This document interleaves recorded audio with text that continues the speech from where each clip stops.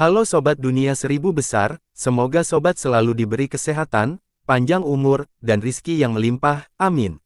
Sebelum masuk ke alur ceritanya, jangan lupa dukung channel ini ya dengan klik subscribe, like, komen, dan share, terima kasih. Mari kita lanjutkan perjalanan. Li Qiye, Raja Merak. Seseorang mengenali suara ini. Dia ingin membalas dendam atas kematian putranya. Seorang pakar di dekatnya. Hal ini sama sekali tidak mengejutkan mengingat kematian yang mengerikan dan hancurnya tujuan ilahinya. Ini adalah pelanggaran yang tidak dapat dimaafkan. Meskipun tuan muda itu tidak dibunuh oleh Li Qiye dan memiliki maksud yang sama, semua orang tetap mengira bahwa dialah penyebab utama semua ini karena dialah yang menggali lubang agar tuan muda itu bisa masuk. Gagasan ini menjadi jelas saat Li Qiye menggunakan 5 gerbang untuk membunuh keberadaan gelap. Hal itu menunjukkan kepada mereka bahwa tuan muda dan niatnya tidak lebih dari sekedar umpan. Dengan mempertimbangkan semua ini, Raja tidak akan pernah melepaskan masalah ini. Jika tidak, reputasi dan wajahnya akan rusak parah. Semua mata kini berkumpul pada Li Qiye, menunggu reaksinya. Para ahli percaya bahwa pilihannya tidak akan menjadi masalah karena semua jalan menuju kematian. Para petinggi sekte yang lebih kecil bersumpah untuk tidak lagi berjanji dengan Little Diamond setelah kejadian ini. Mereka ingin kembali ke sekte mereka dan mengingatkan para pengikutnya. Bagaimanapun, Raja sendiri telah terlibat.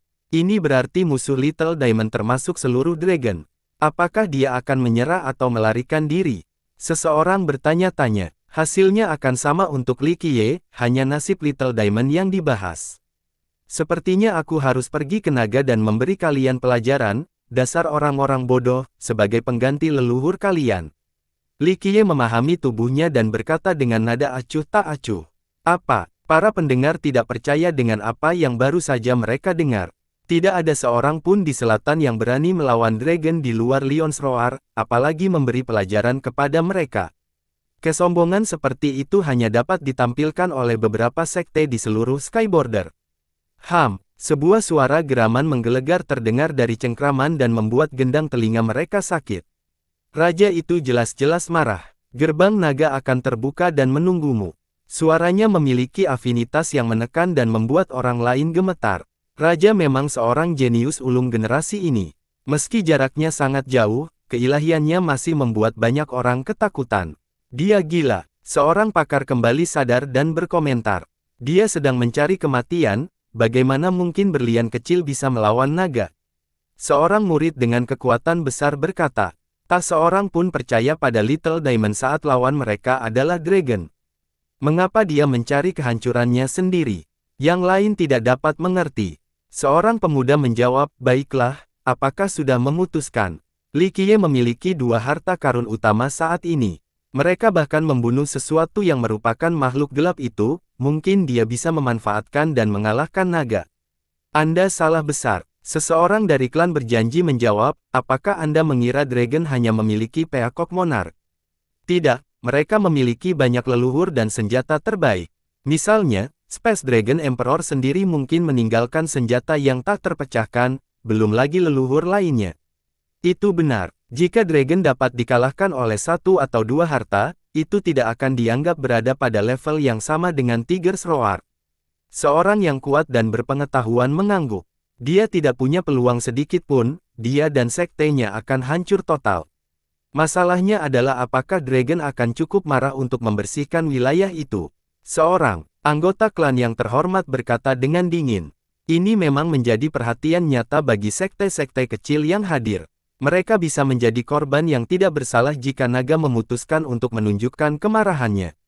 Oleh karena itu, beberapa orang menggertakkan gigi mereka dengan marah pada Li Qiye.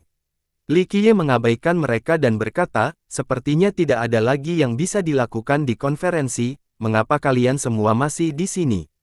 Tidak ada yang menanggapi. Sekte kecil itu tidak ingin berbaur dengan Li Qiye. Mereka ingin pergi secepat mungkin untuk menarik garis yang jelas antara mereka dan Little Diamond.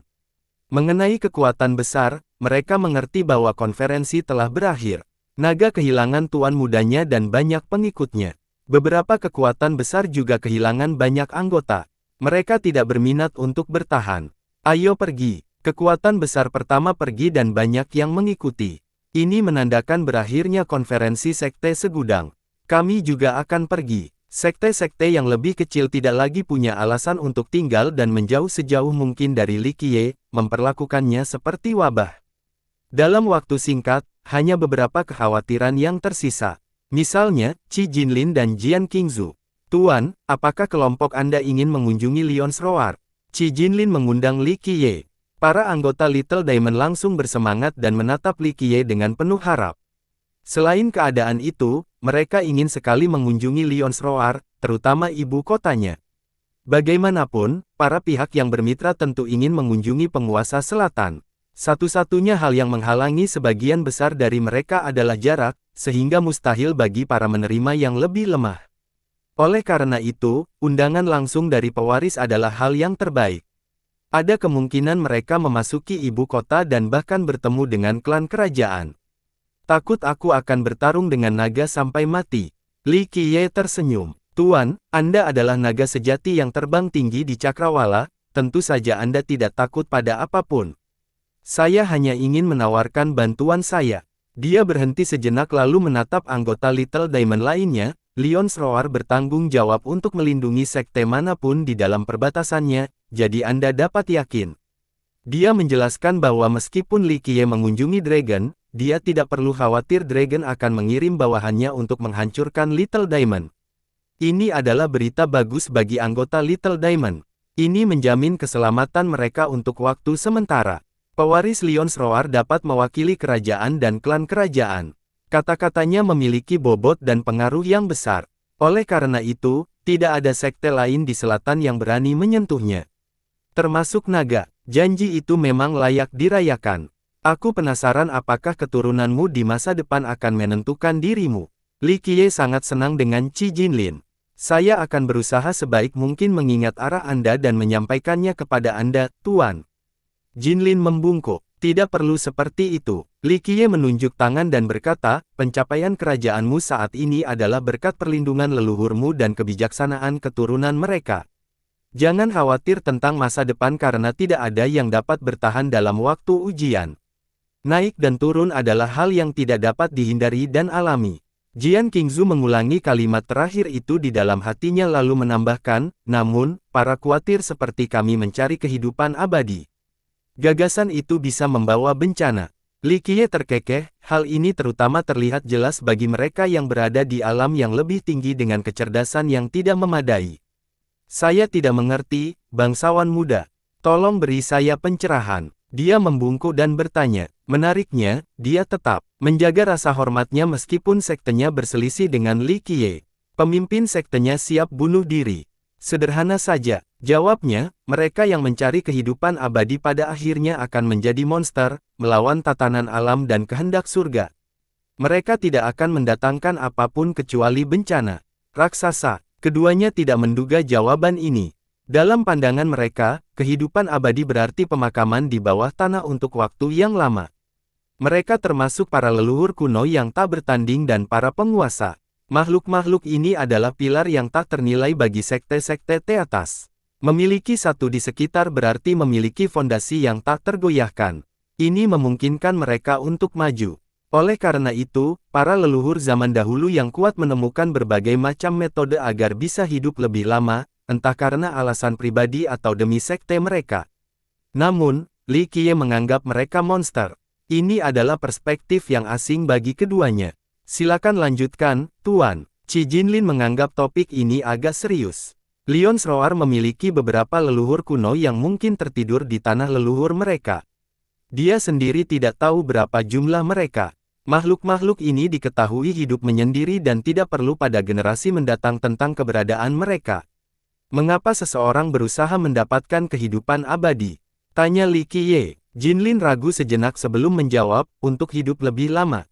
Jawabannya tampak cukup jelas. Mengapa seseorang ingin hidup lebih lama?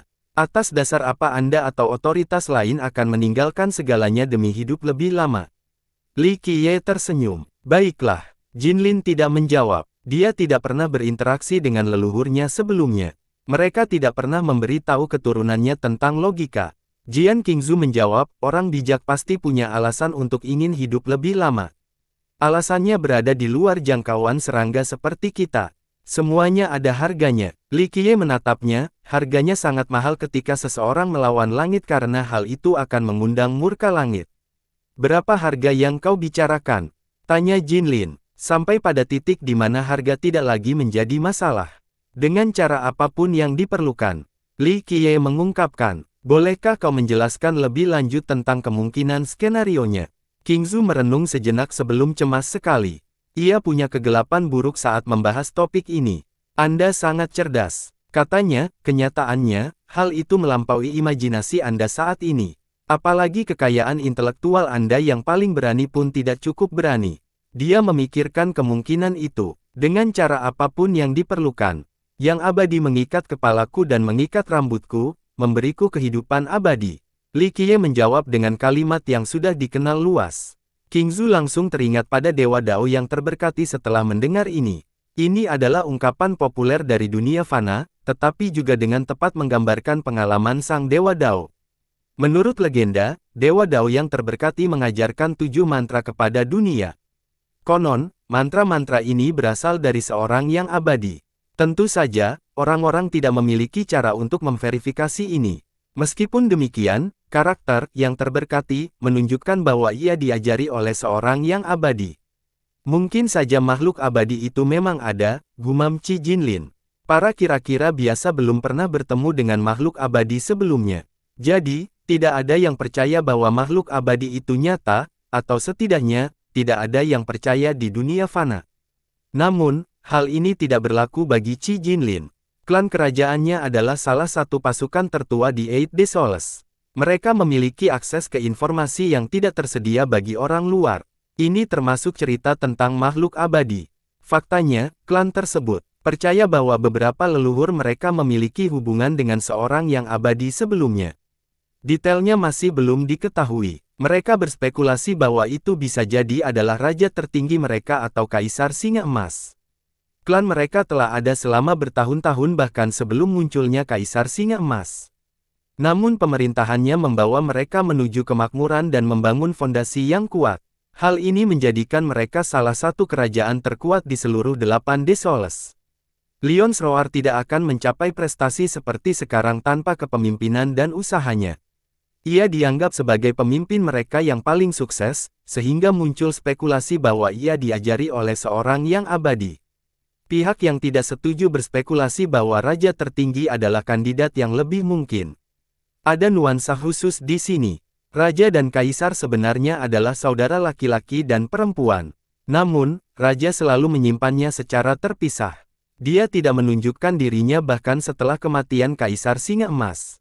Baru pada bencana besar dia menggemparkan dunia dengan kekuatan dan mengalahkan para master lainnya. Jadi, meskipun mereka lahir pada generasi yang sama, mereka tidak hidup pada garis waktu yang sama. Karena dia berhasil hidup begitu lama, klan kerajaan berpikir bahwa dia pasti mendapat bimbingan dari yang abadi. Tentu saja ada juga yang meyakini bahwa keduanya diajari oleh yang abadi, meski hal yang berbeda. Misteri klan kerajaan ini membuat Qi Jinlin percaya bahwa mungkin benar-benar ada yang abadi. Jika kamu melihatnya di sekitar sini, sebaiknya kamu lari sejauh mungkin. Tentu saja, itu sia-sia.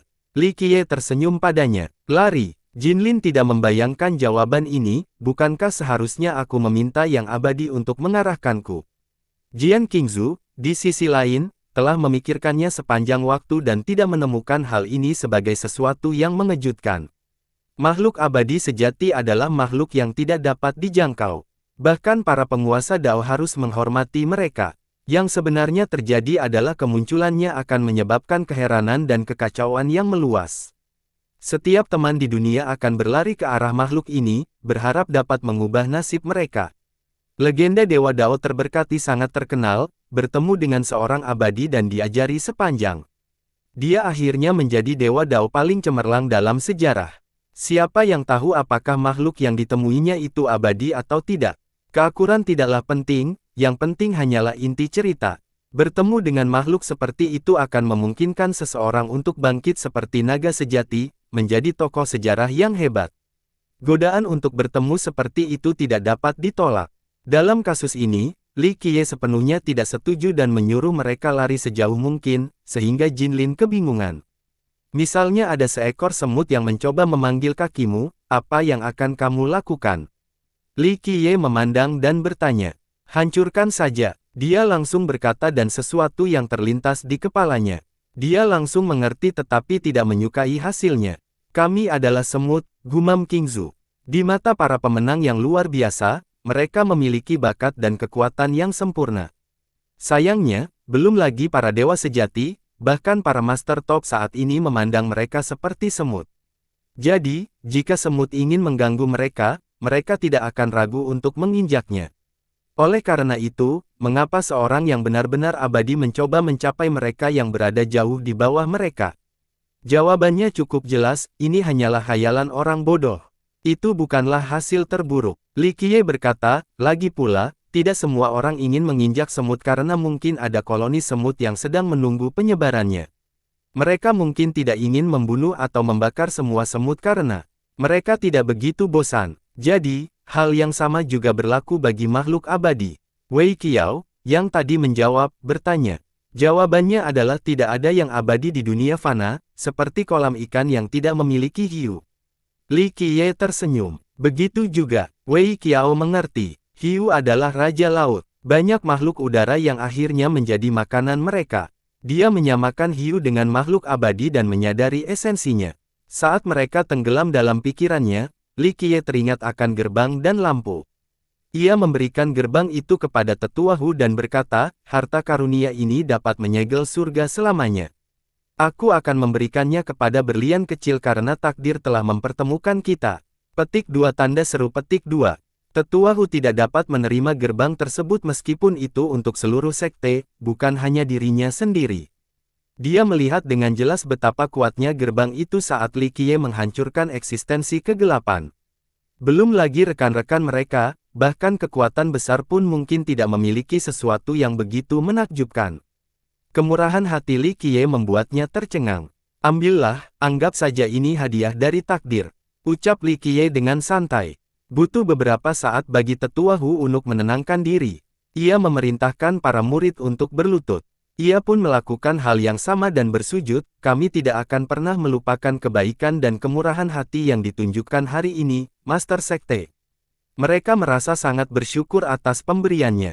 Mereka tahu bahwa itu adalah harta karun yang luar biasa, namun pada akhirnya, mereka masih meremehkan nilai sebenarnya.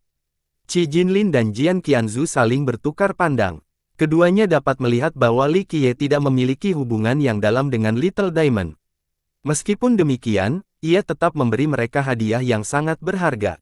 Keduanya berpikir bahwa harta karun perlindungan ini mungkin sebanding dengan senjata penguasa Dao.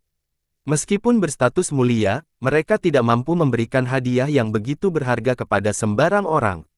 Li Qiye sepertinya menjadi satu-satunya yang berlayar. Tuan, apakah ini punya nama? Tanya Jinlin. Pentagate penyegel surga. Li Qiye menjawab dengan santai. Pentagate penyegelan surga. Baiknya diulang. Hanya namanya saja sudah menunjukkan betapa menakjubkannya itu. Heaven Ceiling, bukanlah karakter yang bisa digunakan secara sembarangan. Ambillah ini. Li Qiye lalu menyerahkan lampu itu kepada Wang Wei Qiao. Wang Wei Qiao tidak berani menerima harta karun yang menyinggung ini meskipun dia adalah murid Li Qiye. Guru, ini terlalu berharga. Katanya, itu hanya senjata. Li Qiye menjawab, jika kamu berhasil di masa depan, kamu akan memiliki tanggung jawab yang berat. Jangan biarkan itu sia-sia karena itu adalah sesuatu yang istimewa. Tanggung jawab apa yang Anda bicarakan, Guru? Tanyanya dengan bingung. Masih terlalu dini untuk memanaskan sekarang, begitu kau cukup mampu, kau akan mengerti bahkan tanpa diberitahu. Dengan kekuatan besar datanglah tanggung jawab besar. Li Qiye tersenyum. Dia sadar kembali, menerima lampu itu dengan hikmat, dan membungkuk dalam-dalam, saya tidak akan melupakan kata-kata Anda, Guru. Qi Jinlin dan Jian Qingzu terharu saat menyaksikan proses pemberian hadiah. Bahkan orang yang buta pun dapat melihat bahwa kedua harta karun ini luar biasa. Sebagai pewaris Lion's Roar dan orang suci Dragon, mereka telah melihat harta karun yang tak terhitung jumlahnya sebelumnya dan memiliki beberapa harta karun terbaik.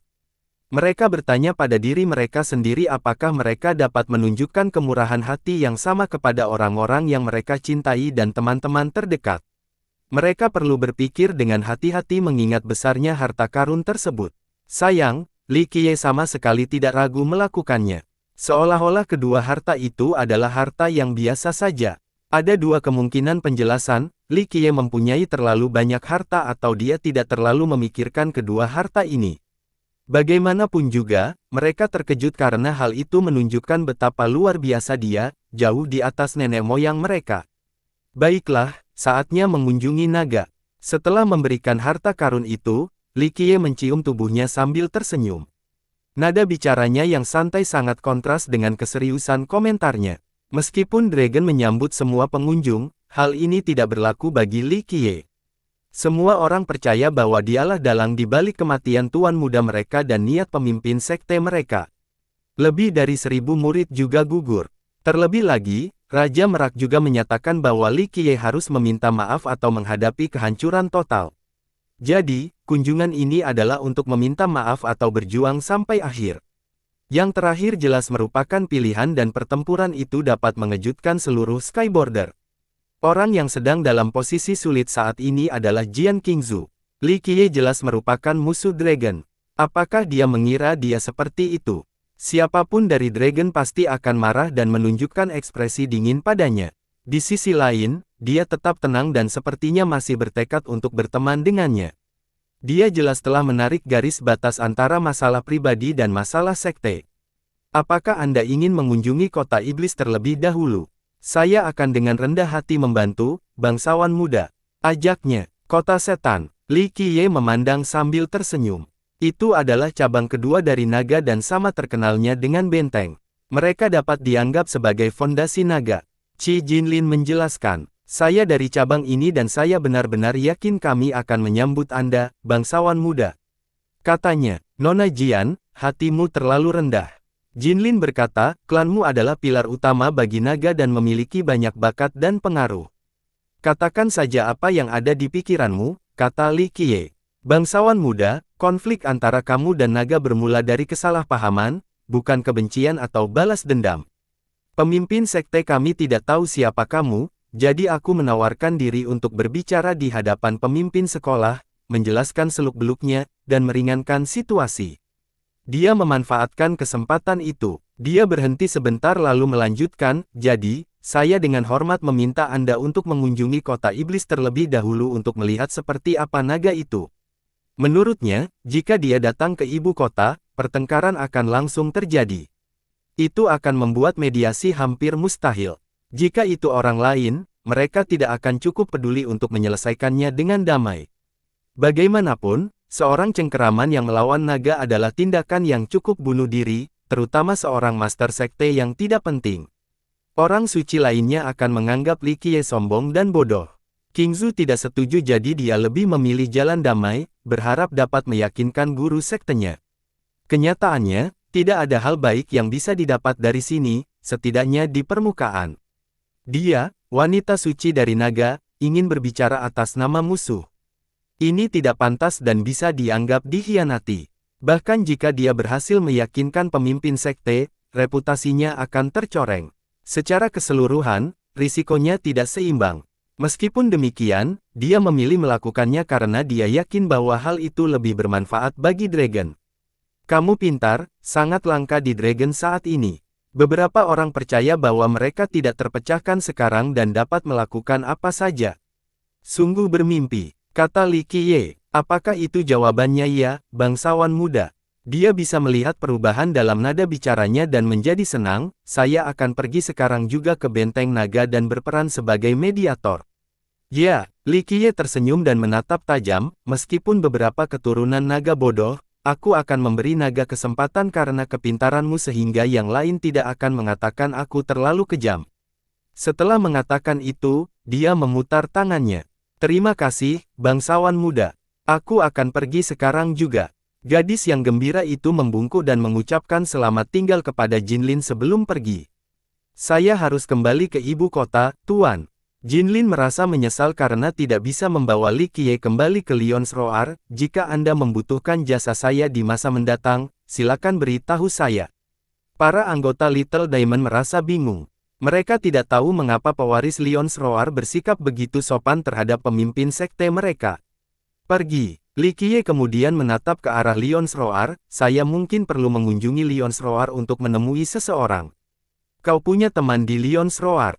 Tanyanya. Dilihat dari ekspresi Li Qiye, sepertinya dia adalah teman lama yang sudah lama tak dia temui. Aku tidak ingat, sudah terlalu lama. Aku akan sampai di sana pada waktu yang tepat. Li Qiye mengalihkan dan berkata, saya akan menunggu dengan penuh harap, Tuan. Saya akan menyiapkan penerimaan tamu saat kedatangan Anda. Dia membungkuk. Pergilah. Li Qiye mengulurkan tangannya. Dia membungkuk sekali lagi sebelum pergi. Setelah dia pergi, seorang murid dari Little Diamond mengatakan apa yang ada di pikiran setiap orang, guru sekte, bagaimana Anda bisa mengenal yang mulia? Kata, kaget, tidak cukup untuk menggambarkan emosi mereka. Pewaris Lion's Roar adalah eksistensi yang luar biasa, tidak berlebihan jika dikatakan bahwa dia seperti dewa di mata mereka.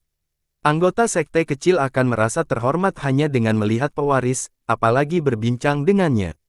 Bahkan sekedar mendapatkan pengakuannya sekali saja akan menjadi kisah seumur hidup. Sekarang, pewaris yang tak terjangkau ini memperlakukan pemimpin sekte mereka dengan penuh rasa hormat. Ia bahkan membungkuk beberapa kali sebelum pergi. Biasanya, pemimpin sekte yang lebih lemah harus pingsan di hadapannya. Itulah sebabnya anak-anak muda kesulitan menerima kenyataan ini. Kita hanya bertemu sekali, jawab Li Qiye. Hanya sekali. Hal ini mengejutkan para pendengar. Meskipun pendengarannya tidak dapat dipercaya, mereka tetap mempercayai apapun yang dikatakan Li Qiye. Baiklah, kita akan pergi ke kota setan ini agar kalian semua dapat memperluas wawasan kalian. Aku khawatir aku tidak akan punya banyak waktu untuk membawa kalian nanti. Kata Li Qiye. Tentu saja, fokusnya adalah melatih Wang Weiqiao. Meskipun dia belum mengajarkan hukum jasa tertinggi kepada lelaki itu, dia ingin Weiqiao melihat dunia. Ini adalah metode utama pendidikan kali ini. City of Demons merupakan salah satu lokasi terbesar di Dragon. Hanya ibu kotanya, Benteng Naga, yang sebanding. Ibu kota adalah badan penguasa naga. Hal ini telah terjadi sejak kota ini dibangun oleh leluhur sekte tersebut, Kaisar Naga Luar Angkasa. Tradisi ini berlanjut hingga para pemimpin masa depan dan bahkan penguasa Dao teratas, Myriad Eyes. Dengan demikian, otoritas Dragon mendarat di ibu kota. Meskipun demikian, City of Demons masih menjadi bagian besar dari fondasinya. Ada yang mengatakan bahwa tanpa kota ini, sekte naga tidak akan ada. Di sisi lain, ibu kota lebih berperan dalam memperluas pengaruh eksternal sekte tersebut. Selama jutaan tahun, kota itu telah menghasilkan gelombang bakat. Mereka akhirnya menjadi guru dan orang bijak terbaik bagi naga. Ini membantu sekte itu berdiri kokoh selama berabad-abad. Tentu saja, menyebutnya sebagai kota tidak sepenuhnya akurat. Ukuran sebenarnya tidak diketahui karena tidak ada tembok yang dapat memberikan perkiraan akurat.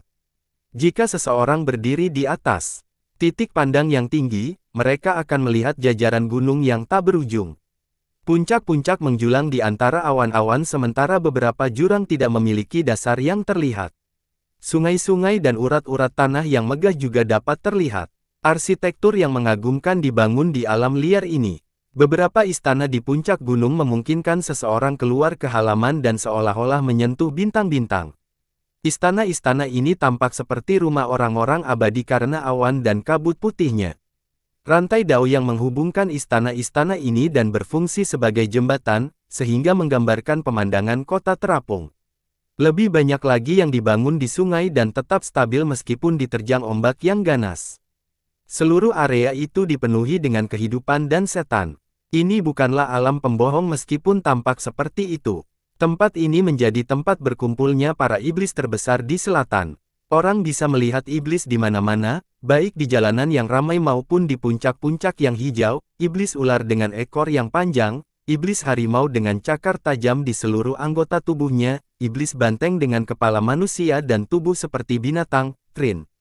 Oleh karena itu, lebih aneh melihat manusia di sini daripada beberapa iblis langka. Tempat ini juga berisi banyak master tersembunyi. Kita hampir sampai. Seorang murid dari Little Diamond menatap area itu dari jauh. Kota setan. Penatuahu menjadi emosional dan berkata, saya tidak pernah berpikir saya akan memiliki kesempatan untuk mengunjungi salah satu kota terbesar. Besar sekali. Pemuda lain melihat pemandangan yang luar biasa. Hanya satu sudut kota ini yang luasnya berkali-kali lipat lebih besar dari sekte mereka, perbedaan antara sebutir garam dan lautan. Ini hanya satu kota di Dragon. Jadi, mereka menyadari betapa mengerikannya sekte ini dibandingkan dengan sekte mereka sendiri. Kota ini adalah sumber kehidupan naga. Ada 3 cabang di sini, semuanya kuat. Penatuahu menjelaskan. 3 cabang. Seorang menjadi murid penasaran. Tanah Phoenix, kolam harimau, dan platform naga. Ia melanjutkan, masing-masing telah bertahan selama berabad-abad dan tak terduga. Karena latar belakangnya yang sederhana, dia tidak tahu banyak tentang Dragon. Pengetahuannya hanya berdasarkan rumor. Meskipun demikian, saya benar tentang 3 cabang tersebut. Meskipun ada ketidakakuratan, pernyataannya kurang tepat. Cabang ketiga ini merupakan penghasil bakat utama di kota tersebut. Masih ada. Li Qiye mengamati area itu dengan tenang. Masa lalu tiba-tiba muncul kembali. Banyak hal telah berubah, tetapi tidak semuanya. Dialah satu-satunya yang dapat melihat keanehannya. Apa itu di sana? Seorang murid menunjuk ke depan. Kelompok itu menoleh dan melihat istana terapung yang megah. Dilihat dari penampilannya, istana itu pasti sudah dibangun sejak lama. Kota itu memancarkan cahaya yang mempesona saat dikunci oleh 8 rantai dewa. Struktur spasial di sekitarnya berfluktuasi karena gelombang cahaya. Rupanya ini adalah pusat kota. Ada istana-istana lain yang menjulang tinggi di udara, tidak ada yang dapat dibandingkan dengan istana ini. Meskipun bukan yang terbesar atau paling terang, istana ini tentu saja paling menarik perhatian.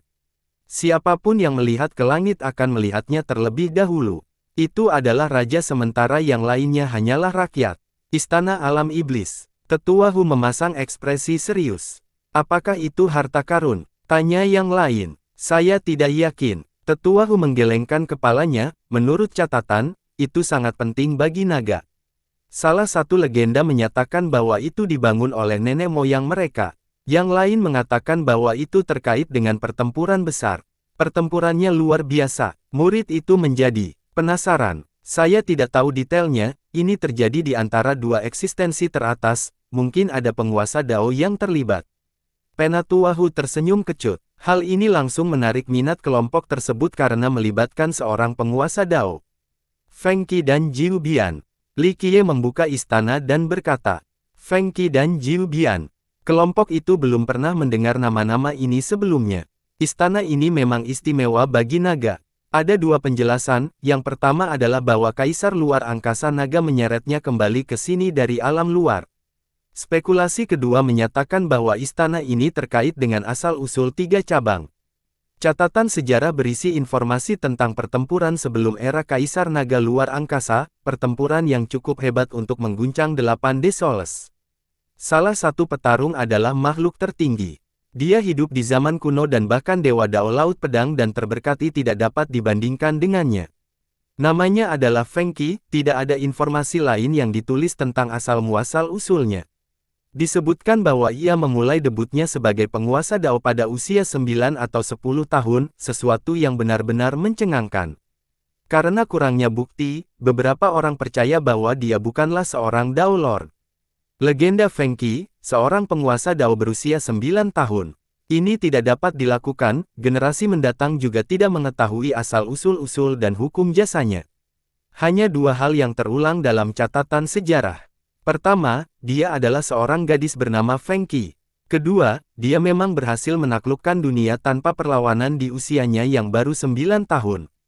Pejuang lainnya, Jiu Bian, bahkan lebih misterius. Orang-orang tidak tahu apakah ini nama yang tepat. Apalagi kata ganti yang tepat masih belum diketahui. Jiu Bian bisa menjadi manusia, iblis, atau sesuatu yang lain sama sekali. Secara keseluruhan, Jiu Bian mungkin adalah yang paling misterius di Desoles, tidak ada yang pernah melihat penampilan asli atau wujud asli Jiu Bian. Salah satu teori menyatakan bahwa Jiu Bian selalu muncul dalam bentuk yang berbeda. Pertanyaannya adalah, apakah perubahan terjadi pada setiap kemunculannya atau terbatas pada perubahan zaman? Teori lain menyatakan bahwa Jiu Bian bisa menjadi lebih dari satu orang.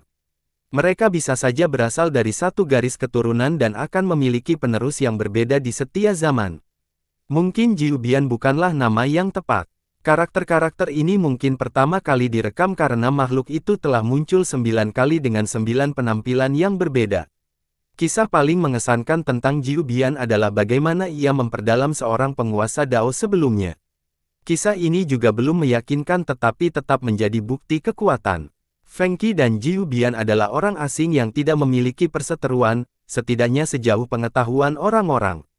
Namun, pertempuran di antara mereka mempengaruhi seluruh 8 Desoles. Beberapa orang percaya bahwa mereka adalah musuh bebuyutan sejak lahir karena latar belakang mereka. Yang lain mengatakan bahwa mereka bersaing untuk mendapatkan harta karun tertinggi. Kebanyakan iblis masa kini percaya bahwa mereka sedang memperebutkan istana alam iblis. Dalam legenda ini, kedua belah pihak terlihat pada saat yang sama dan tidak mau mengalah. Pertarungan mereka menghancurkan dunia. Retakan benua menjadi pemandangan yang biasa. Banyak monster yang tertidur, bahkan makhluk di zona terlarang. Raja tertinggi Lions Roar juga terbangun dan datang untuk melihat pertarungan secara langsung. Tanah menghilang dan kubah langit hancur. Rasanya seperti bencana yang akan berakhir di dunia. Keturunan selanjutnya tidak tahu banyak tentang perincian pertempuran tersebut. Salah satu kepercayaan adalah bahwa kedua petarung tewas. Dalam pertempuran tersebut, kepercayaan lain menyatakan bahwa monster yang tertidur memanfaatkan luka-luka mereka dan membunuh mereka. Kepercayaan ketiga menyatakan bahwa pertempuran berakhir seri dan kedua belah pihak memutuskan untuk mundur. Akhirnya, kedua petarung itu tidak pernah terlihat lagi setelahnya. Mereka tampak seperti meteor yang melesat di langit malam, cantik namun fana. Namun, istana itu juga menghilang. Baru setelah kemunculan Kaisar Naga Angkasa dan penciptaan kota iblis, istana itu terlihat lagi. Di antara semua rumor itu, ada satu bukti konkret. Bukti itu membuktikan bahwa pertempuran itu benar-benar terjadi dan memberikan petunjuk tentang identitas Jiu Bian, dewa iblis tertinggi dari zaman kuno. Secara alamiah darah tertumpah dari pertempuran besar, mereka mempengaruhi hewan-hewan di bawah tanah dan ini memberi mereka keilahian dan penyesuaian Dao. Mereka kemudian mencapai Dao dan menjadi iblis besar. Maka terciptalah dua cabang sebagai hasilnya, Phoenix Ground dan Tiger Pond saat ini. Phoenix Ground mewarisi garis keturunan Feng Qi sementara Tiger Pond mewarisi garis keturunan Jiu Bian. Oleh karena itu, kedua cabang tersebut selalu menarik. Kaisar Naga Luar Angkasa muncul dan mengubah keadaan ini. Kaisar menduduki kedua cabang dan menciptakan cabang ketiga, platform naga. Ini mengakhiri konflik abadi dan menandai dimulainya sekte baru, naga. Sejak saat itu, ada 3 cabang, bukan 2. Sekali lagi, legenda ini tidak berfungsi, tetapi Dragon dengan sepenuh hati setuju dengan ini. Kebanyakan orang di luar merasakan hal yang sama. Sementara itu, Li Qiye menatap istana seketika sambil menghilang di wajahnya. Seorang murid yang terlibat bertanya lagi kepada Penatua Hu, "Penatua, apa yang bisa dilakukan istana ini?" "Aku tidak tahu." Tetua Hu terkekeh, "Kudengar itu sangat penting bagi naga, bahwa setiap murid yang mampu masuk akan naik level dengan sangat cepat." Dia kemudian mengulurkan tangan dan berkata, "Saya tidak tahu apakah ini benar atau tidak, ini hanya apa yang dikatakan orang lain kepada saya." Dia memiliki sumber yang terbatas karena latar belakang yang rendah. Orang luar juga boleh mencobanya. Sang murid memiliki pemikiran yang berani. Tidak ada gunanya bagimu untuk mencoba. Li Qiye mendengus dan menamparkan bahu Wei Qiao, tapi Wei Qiao bisa mencobanya. "Saya, Tuan, saya rasa saya tidak bisa pergi." Wang Wei Qiao tidak menyangka hal ini terjadi dan tersenyum canggung. Itu tidak ada dasarnya dengan kedalaman rasa percaya diri. Istana itu penting bagi naga dan mereka tidak akan membiarkan siapapun masuk kecuali mereka memiliki kejeniusan sendiri. Ditambah lagi, dia tahu bahwa bakatnya tidak dapat dibandingkan dengan mereka sejak awal. Bahkan jika dia ikut serta, manfaatnya akan terbatas. "Muridku bisa melakukan apa saja," Li Qiye berkata dengan acuh tak acuh. Wei Qiao menarik napas dalam-dalam dan mengangguk dengan sungguh-sungguh, "Baiklah, Guru, karena Anda sudah menyatakan seperti itu, saya yakin saya bisa melakukannya." Yang lain saling bertukar pandang. Mereka tidak tahu mengapa Li Qiye begitu percaya pada Wei Qiao, tapi tetap mempercayainya. Ayo pergi. Li Qiye mengangkat satu kaki dengan gerakan berjalan alami. Saat dia mengangkat kakinya, suara logam berdenting keras terdengar dan mengguncang seluruh kota.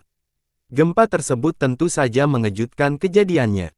Apa yang terjadi? Hal ini belum pernah terjadi sebelumnya di wilayah ini. Lihat, mereka memandang dan melihat istana alam iblis tampak lebih cemerlang dari sebelumnya. Cahayanya berdenyut seperti tsunami, tidak lagi lembut seperti sebelumnya. Perkembangan yang belum pernah terjadi sebelumnya membuat mereka takut. Istana mulai berguncang hebat, seakan ingin melepaskan diri dari rantainya. Hal ini berdampak negatif pada stabilitas wilayah tersebut karena istana menyerupai pilar. Para ahli dari 3 cabang ilmu pengetahuan pun bangkit dan membuahkan hasil. Termasuk para leluhur kuno, yang terakhir melihat istana berguncang dan menjadi terkejut. Bahkan seorang leluhur di dalam istana tidak tahu apa yang sedang terjadi. Kapan terakhir kali hal ini terjadi? Salah satu dari mereka bertanya-tanya. Laporkan hal ini ke sekte. Seorang leluhur kuno diperintahkan dengan tergesa-gesa. Apa yang terjadi? Para anggota Little Diamond terjatuh ke tanah karena guncangan hebat. Hanya Li Qiye yang berdiri di sana dengan tenang dan mengamati perubahannya. Setelah beberapa saat, istana kembali stabil dan berhenti berguncang. Hal ini untuk menenangkan para penonton yang gelisah. Pada titik ini, banyak leluhur kuno dari 3 cabang telah terbangun. Diskusi bermunculan di mana-mana di kota. Apakah ini anugerah harta karun lainnya? Seorang yang terlibat bertanya dengan tenang setelah melihat fenomena dahsyat itu.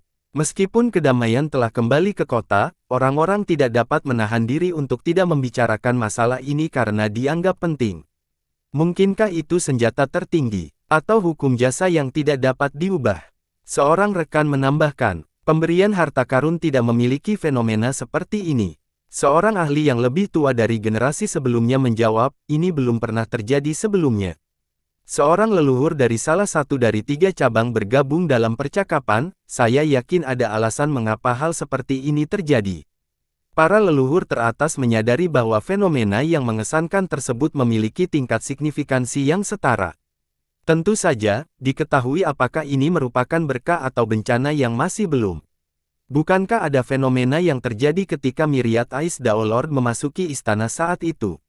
Seorang yang terlibat tua bertanya kepada seorang senior.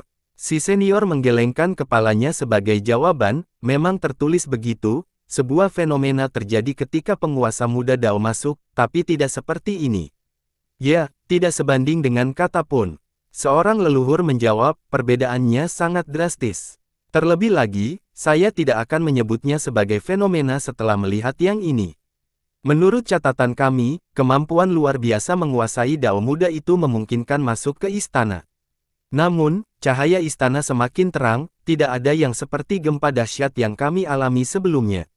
Saat sang penguasa Dao masih muda, para tetua mengizinkannya masuk ke istana. Saat ia memasuki pintu masuk, istana menjadi terang dan memberikan hadiah. Beberapa orang kesuksesannya di masa depan dengan hadiah ini. Faktanya, semua iblis percaya bahwa diakui oleh istana berarti memiliki masa depan yang cerah. Istana juga dapat memberikan hadiah kepada murid-murid yang cerdas. Apakah itu berarti seseorang baru saja melahirkan seorang jenius hebat di kota ini? Atau calon raja iblis? Semua orang mulai memikirkan kemungkinan-kemungkinannya. Tidak harus begitu. Seorang ahli yang lebih tua menjadi khawatir, ini bisa jadi semacam bencana. Penampilan seorang jenius tidak menjamin keberlangsungan bisnis ini. Saya setuju, kelahiran penguasa Dao tidak memicu apapun, hanya saat ia memasuki istana. Pakar lain menanggapi dan tetap skeptis. Nah, apakah sekarang ada hadiah luar biasa yang menanti di sana? Mungkin bahkan hukum kekuasaan Kaisar Naga luar angkasa. Seorang iblis muda berfantasi. Itu masih dalam ranah kemungkinan mengingat sifat fenomena tadi. Layak dicoba. Jawab seorang senior. Ya, kita harus mencoba masuk. Salah satu leluhur mengangguk. Oleh karena itu, cabang-cabang di kota itu mendorong para pengikutnya untuk mencoba dan memasuki istana, dengan harapan memperoleh potensi keberuntungan yang tersedia di dalamnya. Adapun warga Little Diamond, mereka dikejutkan oleh fenomena yang menggemparkan itu. Jangan bilang kalau itu pertanda buruk. Salah satu dari mereka berkata, tidak ingin menghadapi krisis lain saat mereka tiba di sini. Tidak apa-apa. Ditambah lagi, para iblis besar di kota ini akan mengurus semua masalah yang mungkin terjadi, jadi bukan giliranmu. Li Qiye tersenyum. Anak-anak muda itu saling bertukar pandang dan sepakat sepenuh hati. Mengingat kekuatan mereka, mereka tidak memiliki tanggung jawab untuk menangani apapun. Nenek moyang iblis seharusnya mengendalikan semuanya. Baiklah, aku tidak khawatir tentang apapun. Pria itu tersedak. Itu juga bisa menjadi pertanda baik. Tetua Hu menatap istana dan berkata, saya mendengar masuknya penguasa Dao Mata Seribu ke istana memicu sebuah fenomena. Penatua, bagaimana kita bisa memasuki istana itu? Beberapa orang bersemangat untuk mencobanya. Saya khawatir kami tidak memenuhi syarat. Penatua Hu menenangkannya. Ayo pergi, kata Li Qiye dan melanjutkan perjalanan. Yang lainnya mengikutinya. Sayangnya, mereka tidak berjalan jauh karena bertemu dengan seorang pengemis yang berhenti di depan Li Qiye. Dia sudah tua dan mengenakan jubah compang camping dengan tambalan yang disulam dengan asal-asalan di mana-mana. Namun, pengerjaan yang buruk itu dapat dipahami karena mereka melihat bahwa dia buta. Kelopak matanya bengkak seperti dua gumpalan daging, hanya terbuka sedikit.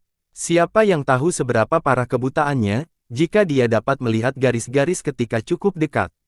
Pipinya turun hingga ke tulang, cekung. Tubuhnya kurus kering seperti tongkat bambu yang dipegangnya. Satu embusan angin saja bisa membuat keduanya terbang. Bagian bawah tongkat itu gundul, tongkat itu jelas telah menemaninya sejak lama. Ia membawa mangkuk yang pecah dengan tangan yang lain. Mangkuk itu berlubang-lubang, mungkin diambil secara acak dari jalan. Meskipun demikian, ia tampak menghargai dan membersihkannya berulang kali dengan jubahnya. Bahkan tidak ada satu titik pun debu yang terlihat. Di dalam mangkuk itu terdapat beberapa koin sehingga koin-koin itu berdenting-denting saat ia berjalan. Ini bukan pertemuan pertama mereka. Li Qiye dan Lu Qi pernah bertemu dengannya di benua pedang. Silakan, tuan-tuan yang baik hati. Dia mendekat dan mengangkat mangkuk. Dia membuka matanya, sepertinya berusaha keras untuk melihat Li Qiye tetapi tidak berhasil. Li Qiye tidak mengatakan apa-apa dan hanya tersenyum. Dia menggoyangkan mangkuknya pelan-pelan hingga mengeluarkan bunyi berdenting lagi. Ambillah, belilah sesuatu untuk dimakan. Seorang pemuda dari Little Diamond mengeluarkan beberapa koin dan memasukkannya ke dalam mangkuk. Jumlah ini tidak seberapa bagi para pembudidaya. Sayangnya, jumlah ini cukup besar bagi seorang pengemis di dunia fana. Dia bisa hidup lama tanpa perlu khawatir tentang makanan dan pakaian. Namun, lelaki itu tidak menggubrisnya dan tetap mengangkat mangkuk itu di hadapan Li Qiye. Silakan, tuan yang baik hati. Pengemis tua itu mendesak tetapi Li Qiye tidak menjawab. Apa yang kamu inginkan? Tanya murid yang lain. Dia tidak menjawab yang membuat kelompok itu bingung. Tidakkah kamu koin melihat koin di mangkukmu? Ada yang mengatakan hal ini karena dia buta. Dia tidak bisa melihat apapun, kan? Imbuh yang lain. Aku yakin dia juga kelaparan, itu sebabnya dia tidak peduli dengan hal lain saat ini. Seorang murid perempuan menimpa Ikutli. Apakah kita punya makanan? Kelompok itu baik hati dan berusaha membantu. Tidak, di mana kita bisa menemukan roti? Jawab orang lain. Meskipun mereka bukan ahli, mereka tetap tidak perlu makan seperti manusia pada umumnya, tidak perlu mengemas makanan atau tebusan selama perjalanan jauh. Saya punya buah sisik ular. Dia boleh bergaul. Seorang pemuda yang murah hati melihat sebentar dan mengeluarkan buah segar dari kantungnya. Ini adalah buah umum yang bagi para petani, tetapi bagi manusia biasa. Buah ini sangat bergizi, terutama bagi orang tua yang kekurangan gizi. Buah ini bisa membuatnya kenyang selama beberapa hari. Hei, ambillah ini dan berhentilah bertanya kepada guru sekte kami. Dia meletakkan buah itu ke dalam mangkuk. Sayangnya, lelaki tua itu memohon maaf pada Li Qiye seorang diri, tolong, tuan yang baik hati. Anak-anak muda itu kehilangan kesabaran. Dari awal hingga akhir, mereka mengisyaratkan ramah kepadanya. Lagi pula, siapa yang peduli dengan pengemis fana? Jika dia membuat para pembudidaya marah, mereka mungkin akan terbunuh. Dengan demikian, anggota Little Diamond telah menunjukkan kemurahan hati dan belas kasih. Sayangnya, lelaki tua itu agak keras kepala. Apa yang kamu inginkan? Salah satu dari mereka kehilangan kesopanannya. Orang tua itu terus mengocok mangkuknya di hadapan Li Qiye, nampaknya siap untuk tinggal selamanya sampai Li Qiye menurutinya. Kami sudah memberi uang dan makanan. Seorang murid yang lebih tua mengeluh dengan tidak senang, jika kamu tidak mau pindah, kami harus memaksamu dan itu tidak akan menyenangkan. Kurasa tulang-tulangmu yang tua tidak akan sanggup menahannya. Mereka tidak meremehkan orang tua itu namun dia tidak bermaksud masuk akal terhadap pemimpin sekte yang mereka hormati. Li Qiye ternyata sangat sabar hari ini dan tersenyum pada lelaki tua itu, apa yang kau mohon? Sembunyikan. Akhirnya lelaki tua itu berbicara. Petik 2 tanda tanya tanda seru petik 2. Para murid segera menghunus senjata mereka dan memasang sikap bertahan setelah mendengar ini. Mereka berasumsi bahwa dia menyimpan dendam terhadap pemimpin sekte. Aku rasa kau tidak sanggup menanggungnya. Li Qiye mendengus. Kalau begitu, bermurahlah. Kali ini, lelaki tua itu mengocok mangkuknya lebih cepat. Baiklah. Li Qiye tersenyum dan mengangkat satu kaki sebelum menendang dengan kekuatan yang tidak diketahui. Suara mendesing. Namun, suara itu membuat lelaki tua itu terpental melintasi langit seperti bintang jatuh. Tidak berlebihan jika dikatakan bahwa dia berhasil keluar dari kota atau bahkan dragon. Hal ini tentu saja mengejutkan para anggota Little Diamond. Mulut mereka ternganga lebar, tidak menyangka Li Qiye tega melakukan pengemis tua itu dengan keahliannya. Mereka mengira dia pasti sudah mati, atau skenario terbaiknya adalah bertahan hidup dengan semua tulangnya yang patah. Lagi pula, mengirim seseorang keluar kota hanya dengan satu tendangan. Kekuatannya sangat besar sementara lelaki tua itu lemah. Tendangan sembarangan bisa mematahkan tulang rusuknya, apalagi yang dilakukan Li Qiye. Petik 2. Dia pasti mati. Seorang murid tergagap. Bahkan mereka akan mati setelah ditendang seperti itu. Tidak, aku yakin ketua sekte menunjukkan belas kasihan. Murid lain berbicara atas nama Li Qiye. Meskipun merupakan sekte kecil, Little Diamond kurang menganggap dirinya sebagai bagian dari faksi yang ortodoks dan benar. Saat ini, pemimpin sekte mereka baru saja membunuh seorang pengemis. Ini mungkin menjadi topik cemoohan dan perjanjian. Tidak perlu khawatir. Li Qiye tersenyum, dia akan tetap hidup dan sehat setelah kalian semua dikubur di peti mati kalian. Anak-anak muda itu menyukainya dan tidak yakin. Mereka adalah pembudidaya yang kuat sehingga tidak mungkin seorang pengemis tua bisa bertahan lebih lama dari mereka. Tentu saja, mereka tidak tahu bahwa lelaki tua ini terakhir kali muncul di benua pedang. Pergi dari benua pedang ke perbatasan langit sangatlah sulit. Hanya sedikit orang di dunia yang dapat melakukan perjalanan melintasi benua. Sayangnya, lelaki tua ini bisa melakukan hal itu dan muncul dimanapun Li Qiye pergi. Jadi, bagaimana mungkin dia bisa ditembakkan hanya dengan satu tendangan? Master Sekte, apakah Anda mengenalnya? Salah satu dari mereka menenangkan diri dan bertanya. Mereka perlahan menyadari bahwa pertemuan ini bukanlah suatu kebetulan. Pengemis itu sengaja datang untuk membahas Li Qiye. Hanya orang mati. Li Qiye menjawab dengan santai. Orang mati. Hal ini mengejutkan anak-anak muda itu. Mustahil. Aku melihat dia jelas masih hidup. Salah satu dari mereka berkata. Meskipun usianya sudah tua, dia jelas masih hidup. Meskipun demikian, kelompok itu selalu menganggap serius Li Qiye. Mengapa seorang pria yang sudah mati berperan sebagai pengemis, ketua sekte? Yang lain menjadi penasaran. Orang mati masih punya pikiran. Li Qiye menatap cakrawala dan berkata. Kelompok itu bergidik setelah mendengar ini karena ini adalah ide yang agak aneh. Mereka masih punya pikiran. Salah satu dari mereka berkumpul dan segera melihat sekeliling. Dia merasakan hembusan angin dingin dan menjadi takut, mengira ada roh jahat yang sedang merawat. Dalam benak mereka, orang mati tidak lagi memiliki jiwa dan pikiran. Sebagian juga tidak lagi memiliki tubuh. Jadi, komentar Li Qiye berbeda pendapat dengan kebijaksanaan. Tentu saja, ada entitas khusus di dunia yang terbebani. Misalnya, keinginan keras kepala dan obsesi yang tidak akan hilang. Beberapa kejadian aneh juga dapat terjadi setelah kematian seorang terampil yang kuat. Namun, jika berbicara secara tegas, hantu tidak ada seperti makhluk abadi di dunia mereka. Jadi, apakah pengemis tua itu hantu? Hantu tidak mungkin muncul di siang bolong. Seorang pemuda berkata tanpa yakin. Benar, mereka akan bubar begitu terkena sinar matahari, kata temannya pelan. Mungkin dia adalah sesuatu yang tidak menyenangkan. Seorang murid yang lebih tua berspekulasi. Beberapa orang yang mendengar hal ini dan berpikir bahwa mereka mungkin telah mendapat kesialan, terutama orang yang memberikan koin sebelumnya. Ia menyeka pakaiannya dan berkata, "Jangan sial, aku tidak melakukan apapun, jangan menempel padaku." Sungguh suatu kekayaan besar jika dicari oleh hantu. Li Qiye mendengus. Kenapa begitu? Bukankah hantu adalah makhluk yang tidak menyenangkan? Jika seseorang menempel padanya, dia akan sia-sia selamanya. Jawab yang lain, tidak mengira itu menjadi hantu. Li Qiye menjawab, menjadi hantu berarti orang tersebut telah memperoleh kekayaan yang tak tertandingi. Makhluk seperti itu tidak akan peduli dengan kalian semua karena kalian hanyalah serangga di mata mereka. Para pemuda saling bertukar pandang dan sepakat. Hantu tidak akan repot-repot datang mencari mereka. Lagi pula, mereka tidak punya apa-apa yang penting, tidak punya kekuatan, tidak punya sumber daya, tidak punya bakat. Baguslah.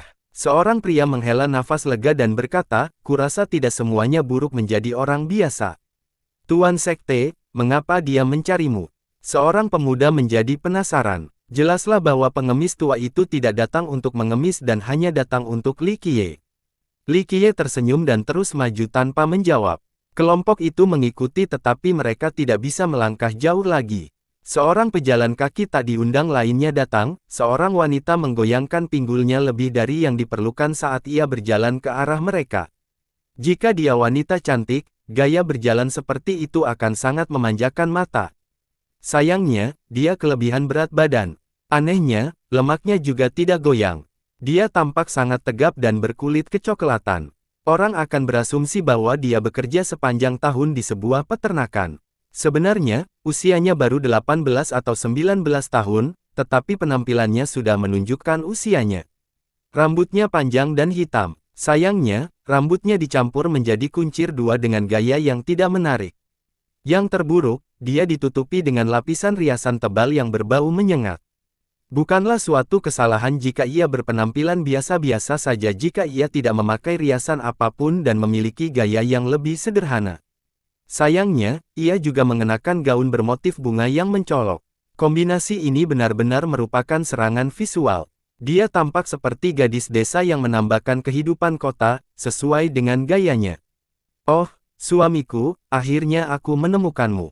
Dia memasang pose feminin namun memuakkan saat dia mengoperasikan ke Li Qiye. Kepercayaan dirinya yang tidak masuk akal dan sifat genitnya mengejutkan anak-anak muda tetapi yang paling penting, dia memanggil Li Qiye sebagai suami. Mereka menjadi tenang dan terjadilah mereka beralih antara Li Qiye dan dia. "Jangan biarkan aku melenyapkan jiwamu, tidak seorang pun akan bisa menyelamatkanmu." Li Qiye mengancam. Ini bukanlah ancaman kosong jika datangnya dari Li Qiye, karena dia memiliki kemampuan untuk melakukannya. "Tidak bisakah aku bercanda?" Gadis itu berpose malu sambil mencuri pandang ke arah Li Qiye, "Ayahku menyetujui masalah kita." Dia tidak lain adalah Ah Jiao yang juga muncul di benua pedang. Waktunya juga sama, pengemis itu datang lebih dulu, lalu dia. Para murid merasa ini agak aneh sekaligus lucu. Sebagian besar berpikir bahwa guru sekte mereka mungkin benar-benar ada pada gadis ini. Oleh karena itu, mereka cukup bijaksana untuk memperlambat langkah mereka, memberi Li Qiye dan Ah Jiao sedikit ruang. Apakah ketua sekte benar-benar punya hutang?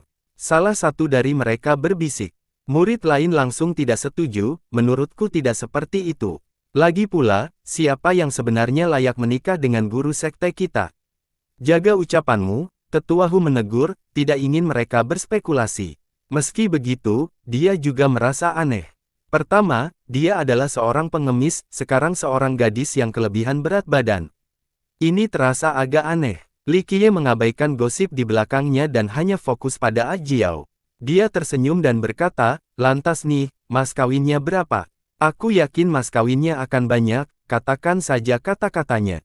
Ah Jiao berkata dengan malu-malu, menyebabkan para murid merinding. "Duduklah sekarang untuk pengantin baru. Kalau begitu aku menginginkan kehidupan anjingnya." Li Qiye, para pendengar tercengang. Pemimpin sekte mereka ingin membunuh ayah mertuanya. "Kejam sekali, ayah kami tidak punya dendam sedikit pun padamu." Ah Jiao menyeringai, seolah-olah tidak menyadari dampak yang ditimbulkannya pada orang lain. Baiklah, kenapa kamu ada di sini? Tanyanya. Apalagi kalau bukan untuk mempererat hubungan asmara kita karena kita akan segera menjadi suami istri. Dia menunduk ke tanah dan hanya melirik sekilas ke arahnya. Tidak ada yang tidak mungkin karena kamu sudah sejauh ini, keluh kesah bahwa meskipun tidak ada yang mustahil, semua itu ada harganya. Li Qiye tersenyum. Ini lagi. Ajiao menatap dengan genit dan berkata, kita akan segera menjadi pasangan, tidak perlu terlalu jauh dan penuh perhitungan. Seharusnya mudah untuk berbicara antar keluarga. Sikap dan nada bicaranya akan menyenangkan jika dia seorang wanita cantik. Sayangnya, para pendengar hanya merinding dan merasa mual karena aktingnya yang buruk. Li Qiye berkata, kita bisa bicara, hanya saja harga awalku terlalu tinggi. Tentu saja, dia mampu membelinya, bukan? Saya di sini dengan ketulusan dan tahu bahwa kamu akan berbalik, katanya. Begitu ya, kalau begitu bicaralah. Dia tersenyum, tidak terpengaruh oleh pesonanya yang kurang. Sayang, semua orang punya penyesalan kan? Kamu juga. Suara Ajiao tiba-tiba menjadi memikat dan tak terkoneksi. Tidak, begitulah yang terjadi.